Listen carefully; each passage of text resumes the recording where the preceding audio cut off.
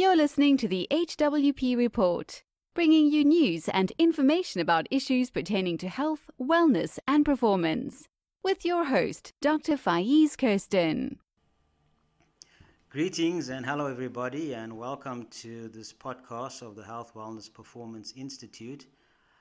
Today I'm in discussion with a friend and colleague, I think I'll call him a colleague now, Mr. Amien Abrahams, and today we're going to be discussing a very important topic, namely the subconscious mind, something that everybody I think on the planet should know about because everybody has a subconscious mind. So welcome and let's get into it.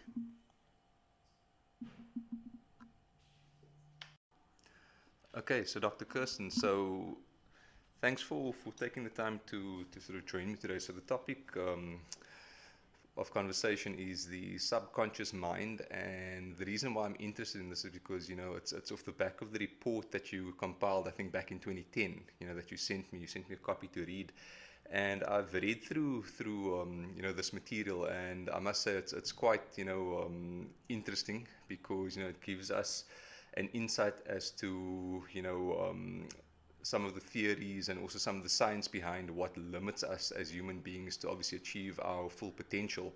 So yeah, like I said, just to sort of, unpack some more information on that report for our listeners, so that we can get better insight as to how we can maybe use some of the technologies that you speak about in there, and how to really understand what the subconscious mind is, for our benefit. Yes, going back into the history of how I got into researching the subconscious mind I think it will take a whole podcast, probably an hour or so. There's tons of information to share, but briefly what happened was I was in practice for almost 10 years, not far from here actually, in Athlone, and it's actually a long story, and I'm just going to try and make it as short as possible so we can get into the meat of the topic, which is the subconscious mind, as we said. So there were lots of changes happening in the primary healthcare field at the time, which was not to the advantage of doctors and patients. So we wanted to deliver healthcare differently. So a couple of colleagues, actually doctors, got together, and myself, and we wanted to set up multidisciplinary clinics. And we're looking for funding, and a BE company said, "No, we'll fund you guys, no problem." And then they wanted me to, in order to fund us, they wanted us to leave our practices and run the project from within the company. And two of my colleagues said no, they won't do that. They continued. I also didn't want to leave my practice because I'd been in there for 10 years. It was, relatively successful. But I got a call, at least once, from the CEO, and he really wanted me to leave the practice and join his company. And he made an offer that I couldn't really refuse, actually. So I decided I'll exchange my practice to set up this multidisciplinary clinic from within the company. And he also offered me, as I said, something that was quite attractive, which was running or managing a pathology company that this BE company actually owned. So I thought to myself, okay, well, let's take the jump, and we did that. And I'd been doing an MBA at the time, so I think that's why, one of the main reasons why I wanted me to join the company. And I did my thesis on the effect of mergers and acquisitions on organizational climate and financial performance. So anyway, getting into this company was quite a shock to my system because the company the culture was extremely dysfunctional, and culture is actually a reflection of the leadership of the company. So anyway, it didn't end very well. Being in that company about a year and a half later, it ended up in a legal battle, which I won, hands down. But still didn't receive, the money that was due to me, and also my shareholding in the clinic development project disappeared. So anyway, I wondered, because I'd learned leadership on the MBA program at the business school, but it was very deficient. I wasn't really impressed with the leadership program, and having been through this experience in this BE company, I realized, this was a leadership problem. So I decided to research leadership from a biological perspective, because they were teaching leadership not from a biological perspective. And being a doctor and coming from you can call them the life sciences, the biological sciences, I was very interested in how does the mind work from a biological perspective, when it comes to leadership. And what I discovered was quite amazing. I never knew this stuff actually. I was like, wow, this is like amazing stuff. I mean, people don't know this stuff. And this was very relatively new information. So I decided to research leadership from a biological perspective, and wow, that's when I discovered, I knew about the subconscious mind because I'd studied obviously psychiatry and psychology as a medical student. But this was new stuff, and I went down this route, and honestly, up until today, I'm still researching because I'd researched so many different areas from that point onwards that even up till today, I'm still researching various topics. But that's how I got into the subconscious mind. A long story, as I said. Okay, thanks for that. So you're saying that your journey through studying your MBA in business and how corporations and organizations work actually led you to go down the path of the subconscious mind to find out what how does it function from a biological perspective. And that's quite interesting because part of what you sort of unpack in the report is sort of defining beliefs and how beliefs sort of shape perceptions, etc. And it's very interesting that you've mentioned that now, because I mean a lot of the times for someone that obviously works for a corporation and for a company, we do speak about developing our own culture within a business, and obviously living that culture, living that values. And culture, sort of in my view at least, depends upon what you believe as well, whether it's culture of a society, an organization, within a family. And that's something very interesting because I mean as you'll unpack throughout the conversation, beliefs play a crucial role in programming your mind, or reprogramming your subconscious mind. So that's very interesting. Yeah, beliefs are crucial actually, because beliefs really control your destiny in many ways. And there's different kinds of beliefs, but the beliefs are, after having studied beliefs, and many specialists and experts in the field, have different definitions of beliefs, but I came to the conclusion that beliefs are instructions. They're basically information existing at an energetic level. Everything's energy, and including beliefs. So beliefs are energy, and they basically control your life because they instruct your biology. They instruct your DNA. So they are an epigenetic factor, a major one, in controlling your life. We can go into beliefs, different kinds of beliefs, because beliefs will also impact on your health and wellness. So not only your health and wellness, but every aspect of your life, really. And we have different levels of our lives, In fact, Dr. Klinghardt, he talks about healing on 5 different levels, which we can talk about. But to put it simply, human beings are holistic beings. They're just not physical beings. And unfortunately, allopathic medicine just treats people at a physical level. But we biological beings, which is your physical side, you're a psychological being, you're a social being, and you're a spiritual being. And Dr. Klinghardt has different similar stuff, but he calls it 5 different levels, which is your physical level, energetic level, your mental level, your intuitive level, and your spiritual level. So very similar, but not exactly the same as the biopsychosocial spiritual model. And so you need to look at yourself from a holistic perspective, and how then beliefs impact on different aspects of your life. So I don't know if I answered that question though. No, that's fine. So I think also just to point out for the audience, so I mean, we are going to unpack a bit more about the subconscious mind. And obviously the objective here is to sort of, create awareness as to how the audience and people can use this information to improve their health and their lives. So just jumping straight into that, can you perhaps, define for us, what is the difference between the conscious mind, very briefly, versus the subconscious mind, and why the subconscious mind is sort of an important factor in sort of, shaping, our pathways and, our reality, so to say, and, what we do in our lives? Yes. I think just on the last point that you made, not this point, but the one before that, on culture, this is very important, is that culture is about the subconscious. It's really the collective beliefs that people working in an organization hold. They're collective. So culture exists at a subconscious level, which is an invisible level. and then it exists at a conscious or at a visible level, which is basically the behavior of the people. So ultimately, culture is about the collective behavior. So you can call culture the personality of an organization, like a human being has personality, an organization has a personality.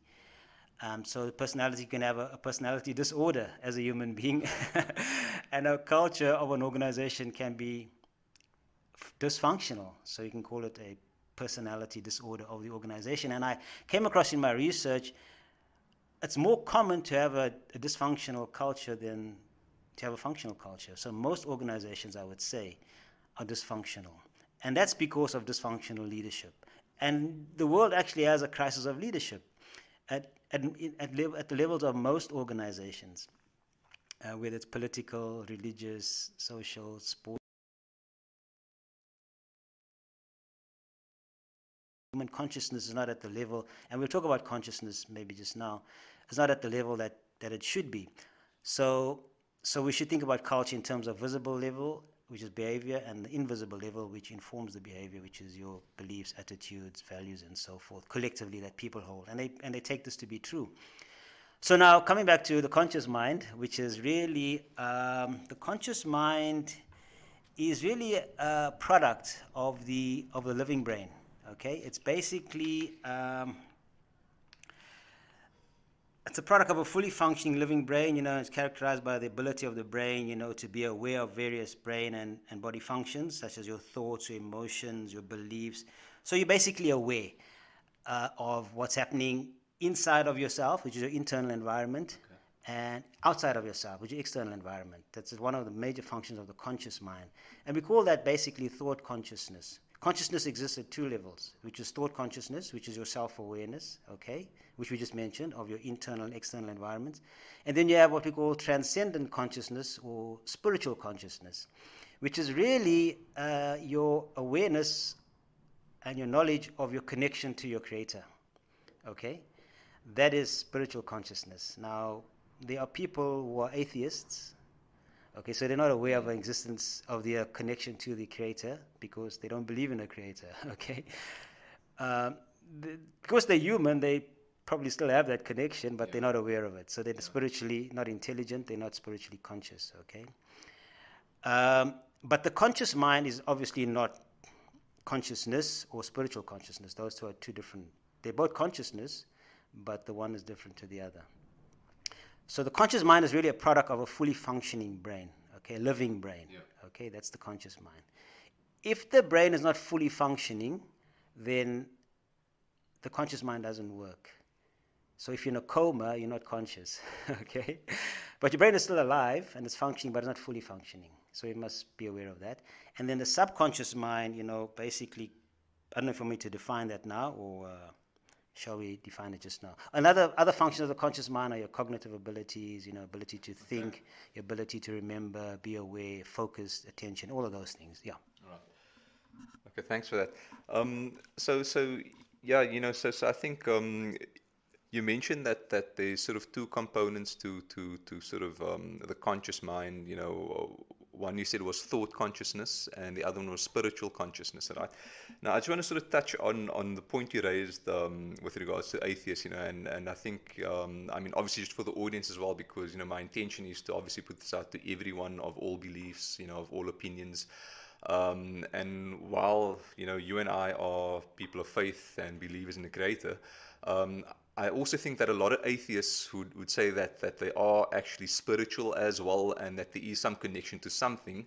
But I think that with many sort of secular-minded people, and as we term them as atheists or whatever, they would say that look, spirituality could be getting in touch with consciousness itself, whatever, however you want to define that, whether it's the universe, whether it's, nothing, whether it's just a calm state of mind. What is your take on that sort of, angle or thought process? Because I think, I've got many atheist friends, and a lot of them do claim to be sort of spiritual, but obviously not attributing spirituality to a creator or a divine sort of source. Where for them it's more about actual evidence. So yeah, what is your response to, or just your take on that? Yeah, this is a very important subject. You know, there is the quantum field, which people call consciousness. Okay, and that's what I think the atheist, it's called spiritual atheism. It sounds like an oxymoron, but people believe the universe, consciousness is God. Um, and John Hagelin also is a huge guru, you know, on consciousness. Also believes that, and we know that there is the quantum field. We know that it's consciousness, that your consciousness is connected, you know, to the quantum field.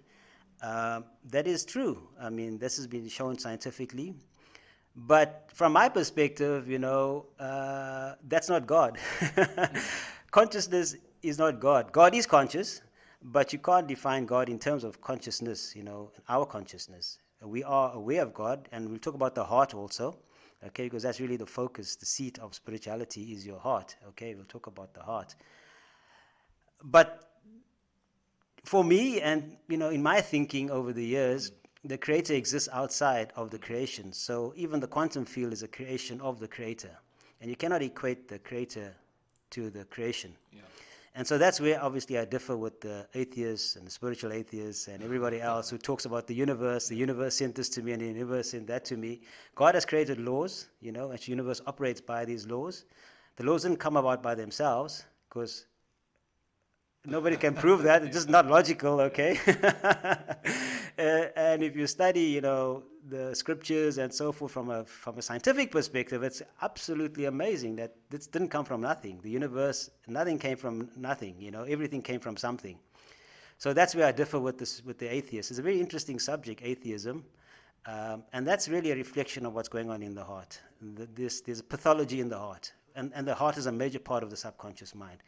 And that's where the atheists should look. They should look into their hearts because there's serious pathology happening there, which is making them disconnect from the Creator. Yeah. Okay, thanks for that. So I think, you know, just to jump back to the actual report itself and the material that you cover, which we, you know, I'm assuming we can share a link on the channel to the report for distribution.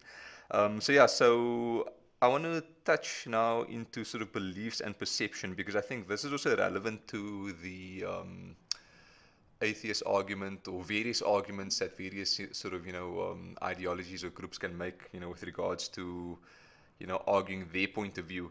So let's maybe start with, you know, I don't know, should we start with beliefs, you know, informing perceptions and defining or unpacking that? Because I think that forms a big part of, you know, reprogramming your subconscious mind, you know, to obviously utilize it and achieve your potential. So what is your definition of beliefs, and, you know, and how does belief inform your perceptions? Yeah, well, look, my definition of beliefs is that beliefs are instructions, you know, which are coded and stored in the cells of the nervous system and the body, but also in what we call the I call it the bioinformation energy field, the human bioinformation energy field. It's also referred to as the body field, the human body field, which we'll talk about, which interpenetrates the body and surrounds the body. So your beliefs are actually in this field, but they're also in your physiology, in your cells and your tissues at the energetic level. So they're frequencies that exist at these levels, and they're basically impacting on the functioning of your physiology. They're impacting on how your DNA is expressed and so forth, how your cells feel. Now, when signals come into your cells, and the signals are transmitted throughout the body via different pathways, whether it's an electromagnetic pathway through the connective tissue system, whether it's via chemical transmission, you know, nerve conduction and neurohormone transmission through the blood, neurotransmitters and so forth.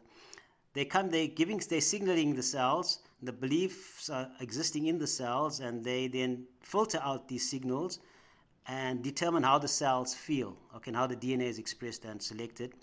Now, when the cells feel a certain way, that's called perception. Your perception is actually your awareness of your environment via feelings and sensations, okay? And then those feelings that the cells are feeling go up to your conscious awareness, and so you're aware of the fact that you're feeling in a certain way. So those are your perceptions. So your perceptions are really your experience of the world you're living in. Within yourself, your experience of how you're feeling and how you're feeling about the world around you. So those are perceptions, and they are basically determined by what you believe. So certainly, your beliefs are so crucial, they're going to impact on your health, your future, your goal achievement, whether you achieve your goals or not, and everything about your life, really, yeah. Okay, so one of the things that I've looked into with regards to beliefs, I think,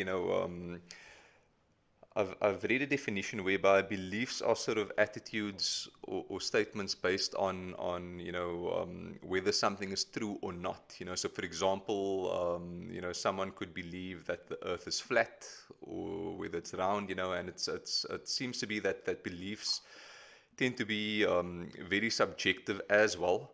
So from what you're saying, if I understand you correctly, so as we sort of navigate through our environment, we obviously pick up stimuli and we pick up information through our environment, and this will ultimately, inform our beliefs as well. So for example, if I see that, someone, sort of stealing a car, and if I believe that, look, stealing a car is obviously, I believe that it's obviously a crime and it's a bad deed and all of those things. But some people could think that, okay, stealing a car might be something to do, or the right thing to do if they don't know of anything else. So it seems to be a very subjective sort of notion to kind of bring into the conversation in terms of how people are informed.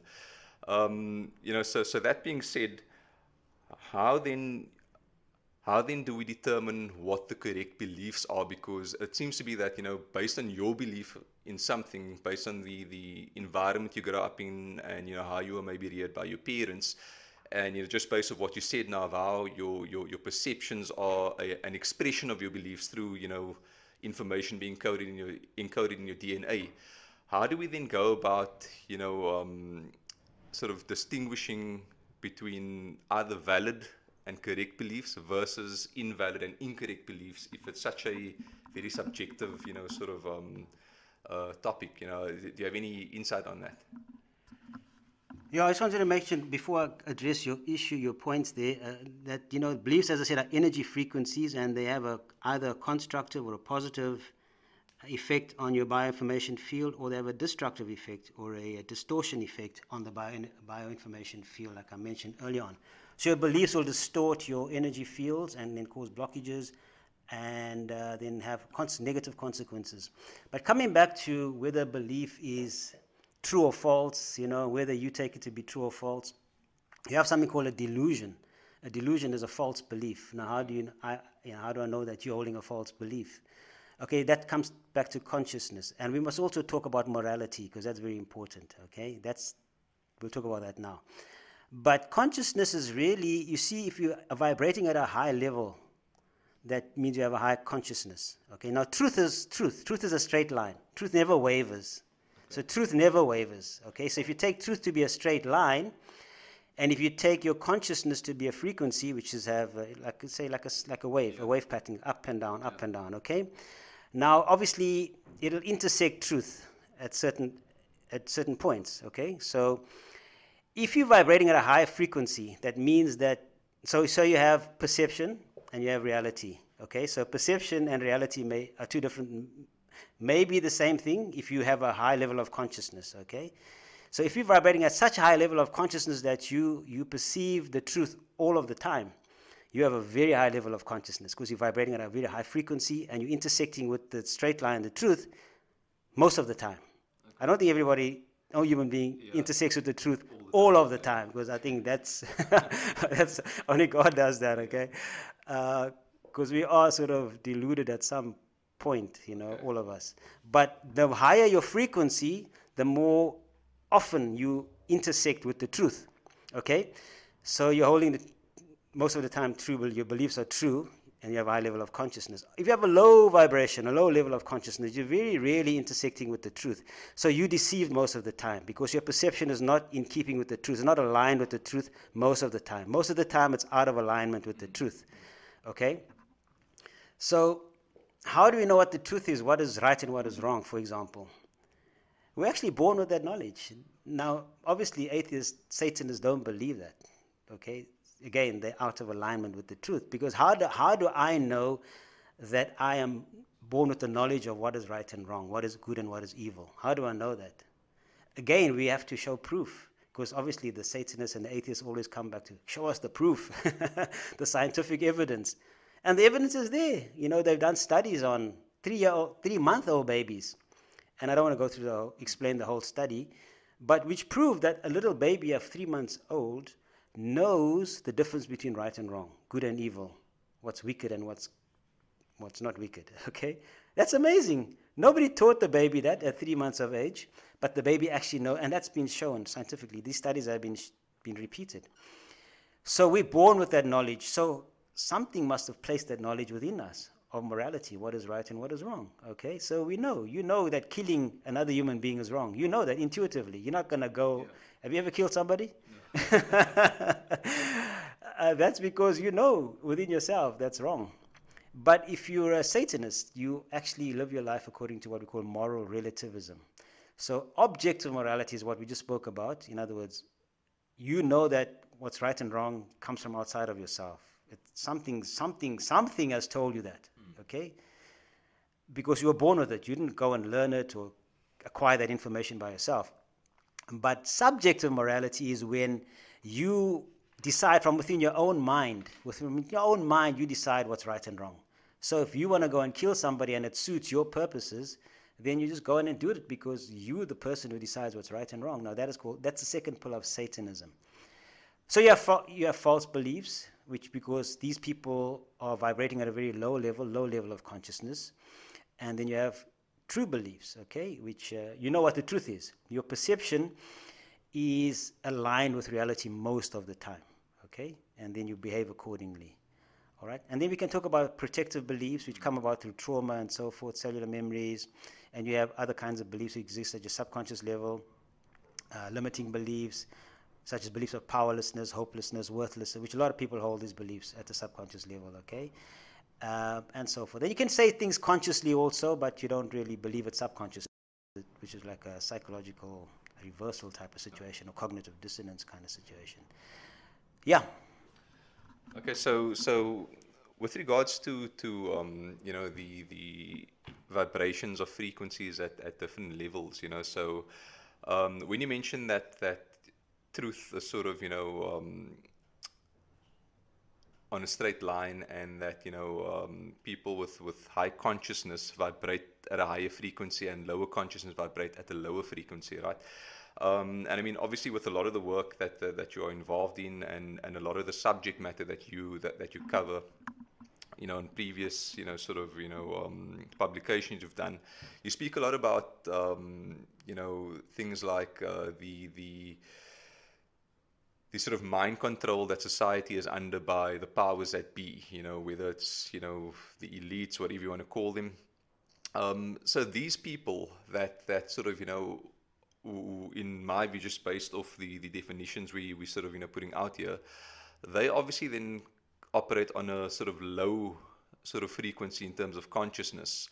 You know, so I think for the purpose of just unpacking your report, right, with regards to the subconscious mind. So from what I understand, in order for us to take control of our lives and obviously steer our destiny, so to say, or our pathway to success, or in a direction of success, we need to operate at a higher frequency. Is that sort of, you know, what we are saying over here?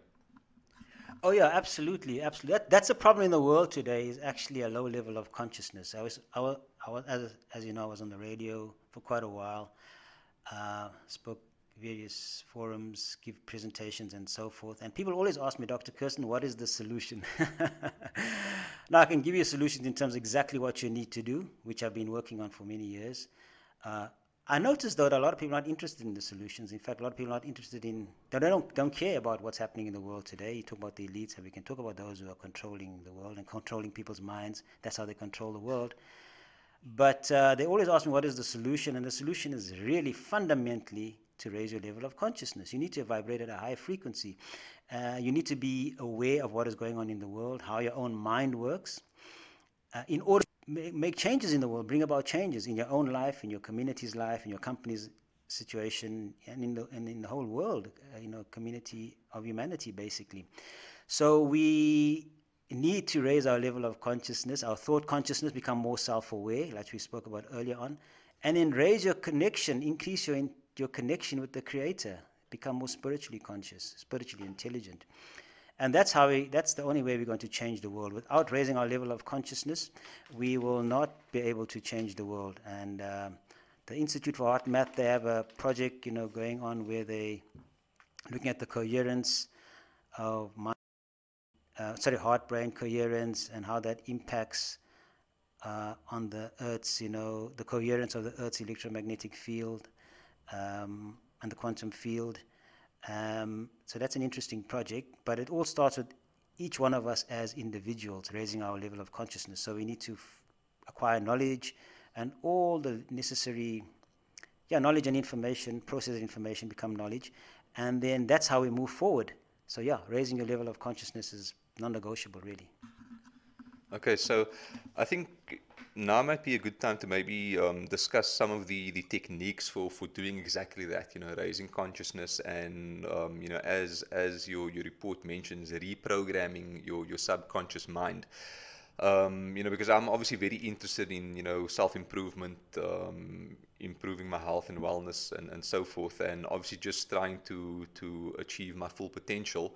And I'm sure, that is what everybody wants, and, like we sort of discussing, sort of randomly going down sort of, different routes of what's happening in society today, whether, whether it's sort of, corrupt governments, the banking system, all of these things that sort of seemingly, in plain sight seems to be designed, just to disfavor humanity and disfavor the majority. I believe that this is a very important topic to kind of just unpack and obviously make people aware of, how to reprogram their subconscious minds to obviously make those changes in their lives and raise the awareness and the consciousness. So you mentioned a couple of techniques, in the publication, some of them being visualization, brainwave entertainment, EFT, hypnosis, guided imagery, NLP. We probably won't go through all of them, but one of the things that stood out for me was the brainwave entertainment. Most people heard about visualization, so I think I kind of just want to pick your brain on sort of brainwave entertainment in terms of, what exactly that is, how that works, because it speaks about certain brainwave functions over there. So can you maybe just elaborate a bit more about that and how we can actually use that to kind of, make these changes in terms of reprogramming our subconscious minds for the better? Yeah, this is very important to know how to reprogram your subconscious mind, because you are programmed, and you didn't program yourself, okay?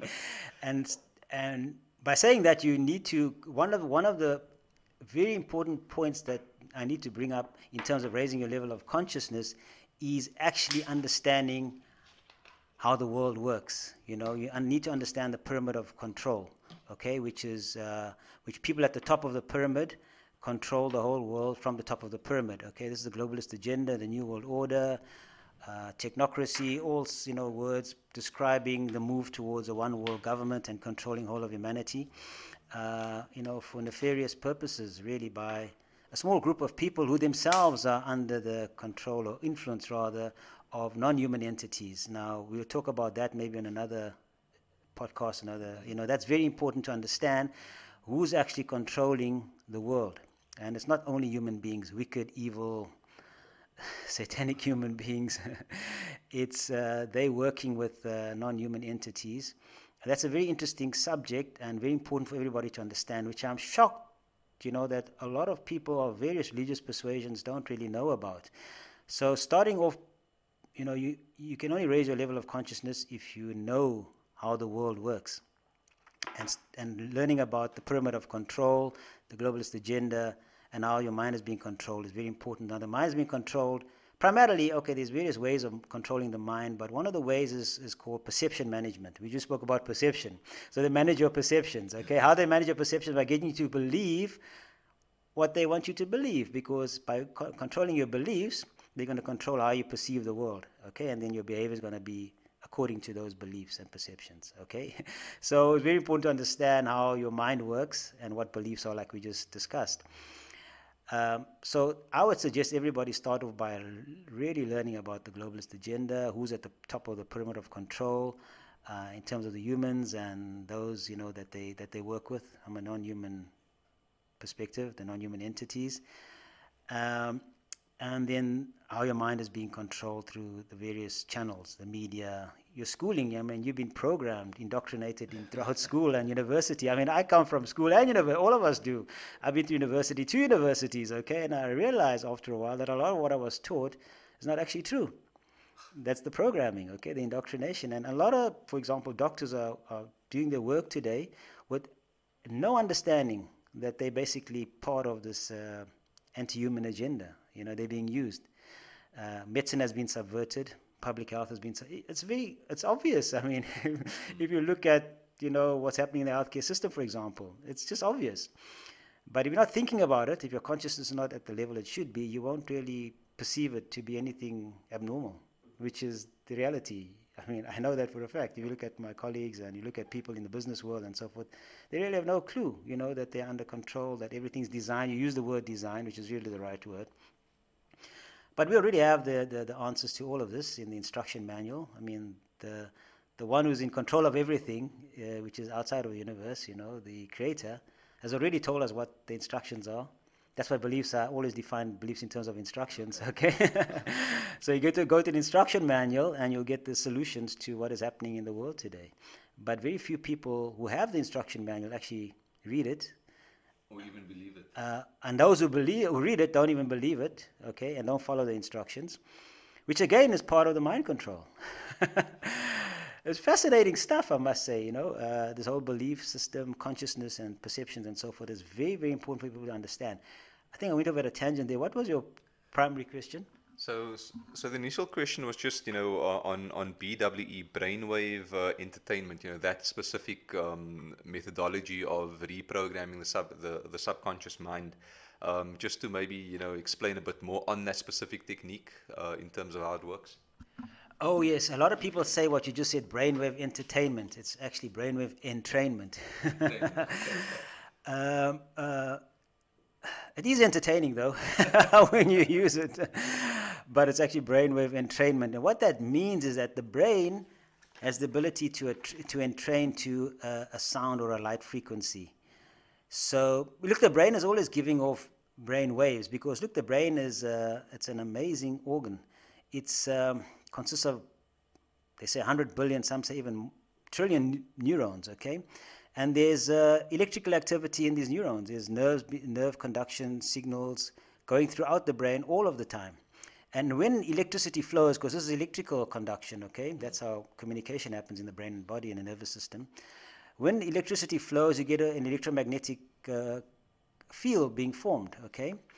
And this field is basically your brain waves, okay? So you can pick up this field via what we call an electroencephalogram. And so you'll pick up the different brainwave states, different brainwaves patterns. So you have the alpha brainwave pattern, the beta, the theta, the delta. So throughout the day, you go through the various states. So when you're wide awake, like you and I are wide awake, I think, we are in the beta state, okay? So yeah, that's a specific frequency at which your brain is vibrating, okay? Then when you start to slow down, say you start reading a book, you obviously you slow down your brainwave pattern, your frequency becomes slower, or the brainwave frequencies become slower. That's the alpha state. So you read a book, you start meditating, your frequency slows down. Now just before you fall asleep, when you go to bed, just before you fall asleep, or just before you wake up in the morning, or just after you wake up rather, you're in what we call the theta state. And then when you're fast asleep, you're in the delta state. So these are just different frequencies at which the brain is vibrating. Now the amazing thing is you don't have to wait for certain times of the day or do certain things to get into that brainwave state. So if you want to fall asleep right now and get into the delta state and it's broad daylight, you can get into the delta state. How do you do that? By exposing the brain to delta frequency. So if you expose the brain to sound frequencies going at the delta rate, then you pretty soon will be fast asleep because now your brain is in training. It's called a frequency following response. Your brain will start vibrating at that frequency of the energy that it's exposed to, whether it's sound energy or or light energy. So if I want to get into the alpha state, I just listen to an audio, which the sound is vibrating at the alpha frequency, and pretty soon I'll be in the alpha state. Now, when you're in certain states, alpha and theta, your brain is more suggestible. Your mind is more suggestible, okay? So I can start putting in beliefs when you're in that state. So it can auto-suggestion when you tell yourself certain things, or your hypnotherapist can tell you certain things, or you can play a voice recording while you're in the theta alpha state. I'm not going to go into the nitty-gritty of it all. The report explains it. But the idea is then to reprogram yourself while you're in that state, okay, alpha or theta, because that's when the brain is more open to suggestion. So once you put that information into your mind, now you have this, it's part of your energy field, and now it's starting to inform your biology, and then your biology is then your behavior is according to what you believe. So you start behaving in accordance with what you now believe. And it'll neutralize those beliefs that you don't no longer hold, because you're not behaving in that way anymore, So over time, it'll start to change. And that's how I reprogram myself, using that in EFT largely. And I use other techniques also. But those are the two primary ones, okay? So brainwave entrainment then is the entraining of your brain to sound or light frequencies in order for you to bring about changes. Specifically now we're talking about in your behavior, your health, and so forth, okay? Because you must remember, as I said, you are being programmed, okay? And they use various techniques to basically, it's a huge subject, and I mean, the technology that they have is actually unbelievable. But, no power or might greater than God. So whatever technology human beings and non-human entities can inform human beings about using, and I must say it's formidable technology. You can ask me about it, okay? We'll have a show on that also, okay? It's formidable technology, but then, no power or might greater than the Creator. So whatever the evil entities try, human and non-human, they can never be greater than God's technology. When they talk about artificial intelligence, it's artificial. I always tell them to talk about, that's AI. Then I always tell them to talk about AII, which is... we as Muslims talk about Allah, the Creator. Other religious persuasions will talk about Yahweh and whatever names they give to the Creator. But when they talk about AI, which is now, obviously the next phase in the globalist agenda, the technology that they're using, artificial intelligence, I always think about or talk about AII, which is Allah's infinite intelligence. Nothing beats that. Yeah. Okay. Okay, so that's quite interesting that you sort of unpacked the brainwave entrainment and not entertainment, in that sort of way, because to me, whenever I hear of these sort of self-improvement guides whereby, look, you can visualize something and just sort of manifest something into reality, via the universe will send it to you, all of those things, like a lot of New Age philosophy does. And it seems to be, very sort of, pseudo-scientific as well. But I think what you've mentioned makes a lot of sense because, to me, everything should be practical. Everything comes with effort as well. So from what it sounds like, reprogramming your subconscious mind, the objective is then to inform your behavior to take the correct actions, to sort of lead you down that pathway of success. It's not like something, like you're going to reprogram your mind just to manifest $1 million, out of nowhere, which is obviously very, pseudo-like. So yeah, so I think that's very useful for me because, once again, I think it just boils down to practicality, how we can, practically implement, these strategies and techniques to obviously make the changes, or the positive changes on a personal level, family level, and then eventually on a community level. So that's very interesting over there. So Dr. Kirsten, we did about 45 minutes, sort of chatting about the subconscious mind. I think I've sort of, asked you predominantly the important questions that I wanted to ask. Is there anything, before we end off, anything that you want to cover, on this topic? And obviously, we can look forward to maybe setting up another conversation on a different topic. But I think, just for me to end off, it was really, really awesome speaking to you. So I want the audience to obviously subscribe to the channels and download the copy of this report. Have a read through it. Have a read through the definitions, and more so have a read through how to sort of conduct these reprogramming techniques, because I think we're at a point in time now where we definitely need to see a shift in people's consciousness, to obviously overcome the forces at play that's working against humanity. And I think now, especially in our country and in our context, it's a dire time, to kind of make these changes in our life, for the better. Yeah, look, there's natural law, okay, which comes from the Creator, okay, and one of the natural laws is the law of mentalism, which says what you think about, you bring about, okay, so thoughts create things, and thoughts really originate in the heart. It's really the heart, really, and we haven't even touched on heart-brain coherence, and how the heart actually controls the brain. It's not the other way around. My research has been on the brain for many years, and my email address is faiz@brainscience. But it's not just the brain, it's the heart and the brain, okay? And the heart is actually more important, and that's a fascinating subject on its own. There was a point which just slips my mind now. Oh yes, it's about behavior. It's not just about sitting down and Zen meditating and thinking everything's going to happen. That's called the New Age law of attraction. It doesn't work like that. You got to program your mind, and then your beliefs will change, and then your behavior will change because your emotions change, your feelings change, and feelings drive behavior. And then your habits, you get into new habits, and that's how your life changes, okay?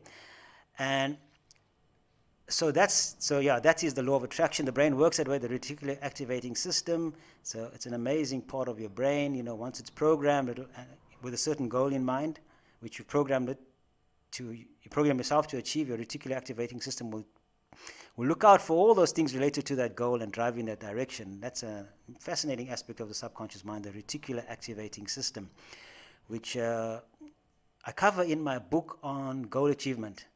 Achieve Your Goals Using Brain Research Discoveries. That's another book that I wrote where I describe the reticular activating system. So yes, it's not just about the law of attraction where you sit down and meditate and suddenly everything comes to you. You got to clear your subconscious of all the limiting beliefs. Very important to do that. Change your thinking from automatic negative thoughts, and a lot of those thoughts come up from your heart. Okay, if your heart is polluted, if you have a lot of negativity in your heart, a lot of negative emotions, okay, a lot of people are sitting with trapped emotions, making them think negative thoughts, and that's coming up to your mind, and you get these automatic negative thoughts coming to your consciousness, and then you act out on those negative thoughts. That's why the world is so negative today, because fundamentally, their consciousness is so low, they haven't taken the time to clear their hearts of all the negativity that's sitting there, and so now they're thinking all these negative thoughts, they've got negative beliefs, and then they're acting negatively. They're stealing from each other. You have presidents of countries, pillaging the country. We have it right here in South Africa. People running corporations, stealing. It's almost the norm today. And that's because low level of consciousness, hearts that are polluted, brains that are not functioning properly, very poor heart-brain coherence, okay?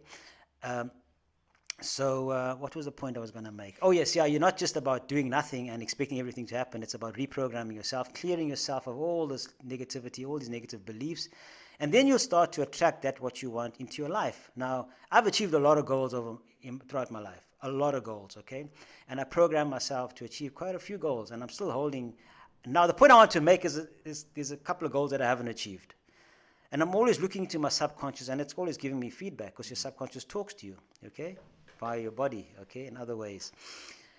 I'm always looking, am I holding a limiting belief? Am I holding something negative that's preventing me from achieving this goal? And I found that I don't really hold these negative beliefs, but I haven't achieved the goal. So why haven't I achieved the goal? I've achieved many goals, but there's some goals I haven't achieved, even though I don't think I have trapped emotions and negative beliefs that are preventing me from achieving that goal. But why haven't I achieved it? Maybe the timing is not right, okay? But ultimately, you will achieve a goal that's set out for you to achieve. Okay, and we can talk about the religious aspect of that later on, but what's meant for you to achieve, you will achieve. It can't escape you. But what's not meant for you to achieve, you will never achieve. But that doesn't mean to say you mustn't keep trying, because your purpose on this life is to achieve goals. I mean, proper, relevant, constructive goals, okay, which is going to improve your life and the life of your family, your community, etc.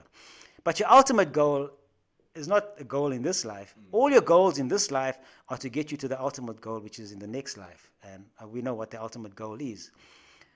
And if you're not aiming for that ultimate goal because you don't believe in God, you're an atheist, you're agnostic, you just don't care about God, you don't believe in the year after, then you're not going to be working towards that ultimate goal, okay, which we all know what it is. Okay, there's two places you're going to go in the year after. We'll talk about this maybe in another religiously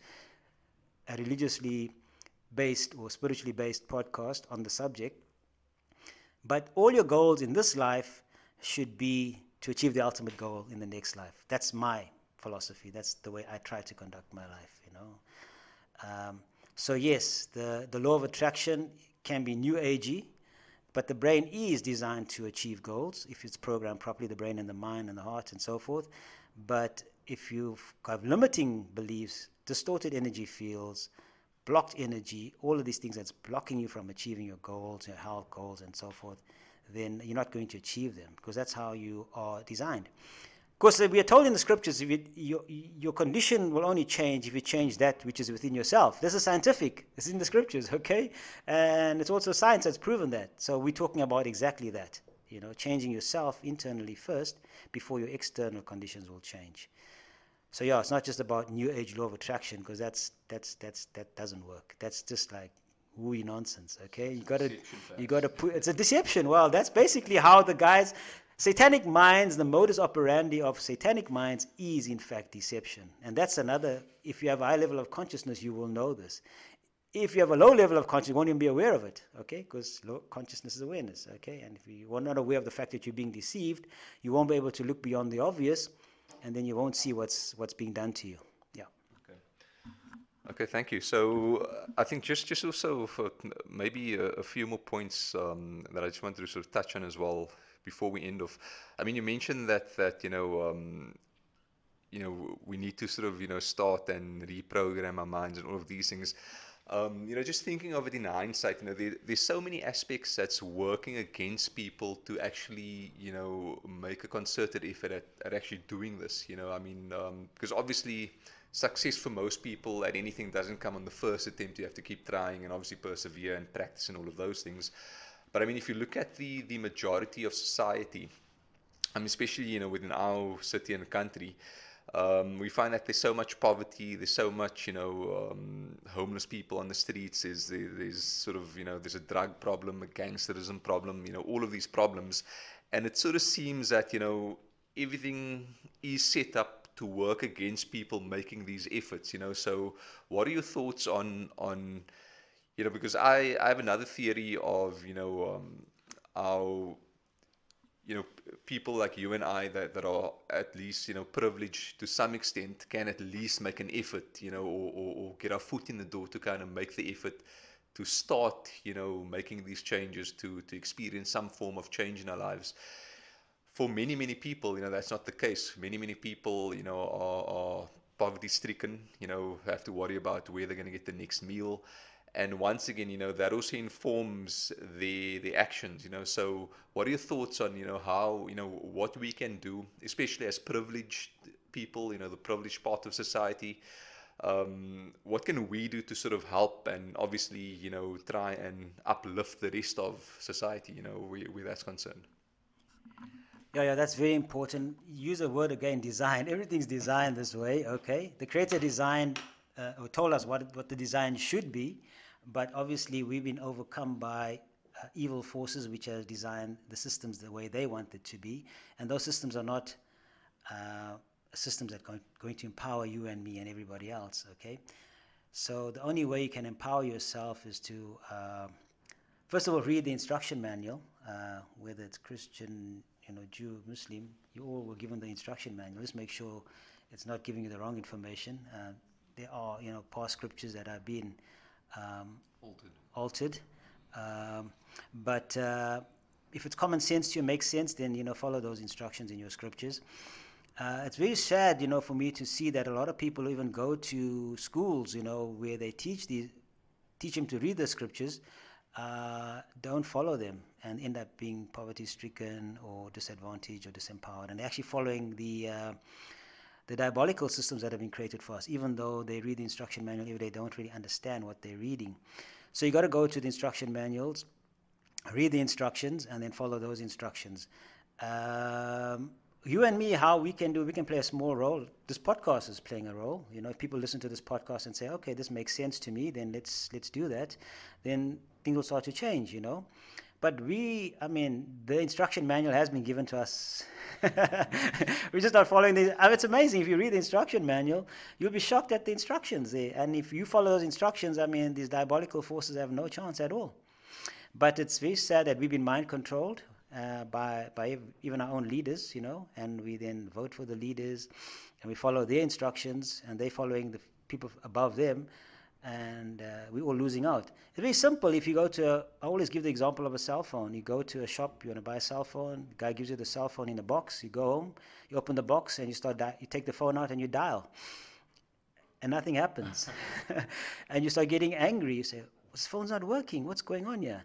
And you start swearing everybody, and you swear the guy who sold you the phone, he said he robbed you. But what you did wrong was you forgot to read the instruction manual.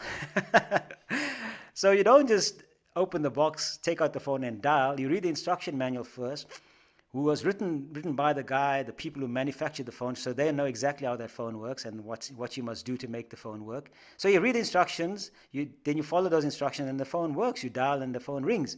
Same with you. You were created by a creator. He knows exactly how you work. He knows exactly what you must do to have a functional life, proper, what's the word I'm looking, productive, useful life. So you must follow those instructions, okay?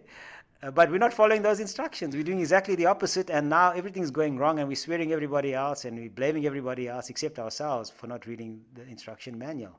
So it really starts with yourself, and that you need to raise your level of consciousness, and all you have to do is read the instruction manual first, and immediately your level of consciousness will start to rise. And there's many other things after that. Once you read the instruction manual, then your behavior, your beliefs change, your behavior changes, your life changes. But it's all designed to keep us disempowered and poor. You look at the inequality financially across the world, it's shocking. It's all designed through the corporate system. It's a whole story. I don't want to go through that now. We'll spend another 2 podcasts on that. But you must understand the pyramid of control, the corporate system, how it works, and what the whole idea is, or what the whole goal is behind this globalist agenda. Most people don't believe it. They say Dr. Kirsten's a conspiracy theorist. But I have a way, after having heard it many times, I came up with this counter statement, let me put it that way, to people who accuse me or anyone else of being a conspiracy theorist. You must first of all distinguish between theory and fact. A theory is not a fact, okay? We spoke about truth, okay? That's a fact, okay? Then you have something called... you know what an ignorant person is? An ignorant person is somebody who just doesn't know the facts. They're ignorant, okay? They haven't made the time to find out the truth, so they're ignorant.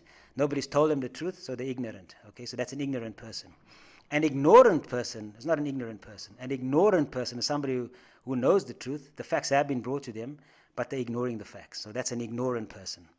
So using that understanding of the ignorant person, I've come up with this statement that a conspiracy ignoramus is someone who accuses a conspiracy factist of being a conspiracy theorist.